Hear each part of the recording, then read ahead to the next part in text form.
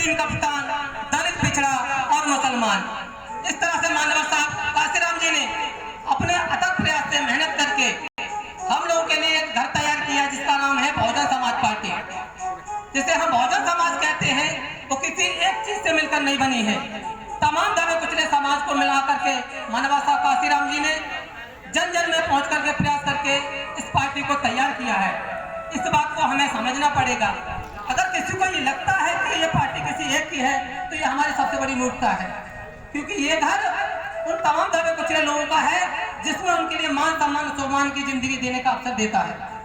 इस बात को हमें गंभीरता से समझना होगा। साथियों, आज आप लोग देख रहे होंगे जिन लोगों ने अपने घर को नहीं समझा है और जो अन्य पार्टियों में रह रहे हमारे दबे कुचले समाज के लोग, उनकी क्या इज्जत है, क्या हैसियत है, उन लोगों से आप पूछ सकते हैं।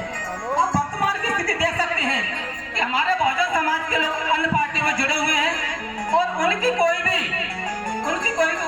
समाज में कोई भी औकात नहीं है, उनकी कोई वैल्यू नहीं है, उनकी कोई बूझ नहीं है। आज आप लोग देख रहे होंगे कि हमारे समाज के तमाम विधायक नेता दूसरे समाज में दूसरी पार्टियों में नेता बने हुए हैं और उनकी वैल्यू केवल खेत में बिजुका के समान है। उनका केवल नेता तो है लेकिन उनको बोलने का अधिकार नहीं है, उनके अपने समाज के हक अधिकार लड़ने की आवाज नहीं उठाने दी जाती है। इस बात को हमें समझना पड़ेगा। क्या है, आप समझो, अगर वो समाज के लोग अगर दूसरे समाज में नेता बने हैं, दूसरी पार्टी में खड़े हैं, अगर वो हमारे घर में होते, अपने बहुजन समाज पार्टी में होते, तो क्या उनको इस प्रकार से दबाने का काम किया जाता? बिल्कुल नहीं साथियों। आज हमें इस बात को समझना पड़ेगा कि जो हमारे समाज के लोग अन्य समाज में नेता बने हुए हैं उनको बिल्कुल भी बोलने का अधिकार नहीं है। वो पूरी तरह से गुलाम है, उनको पूरी तरह से उनको नब्ज दिया गया है। इस बात को हमें समझना पड़ेगा।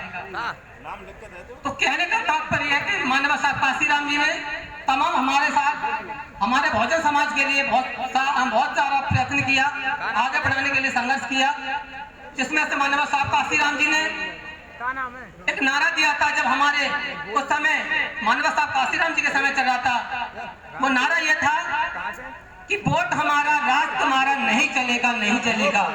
इस तरह से मानव साहब काशीराम जी ने नारा दिया था। लेकिन क्या आप इस बात को समझो, बहुजन समाज एक हाथी के समान है।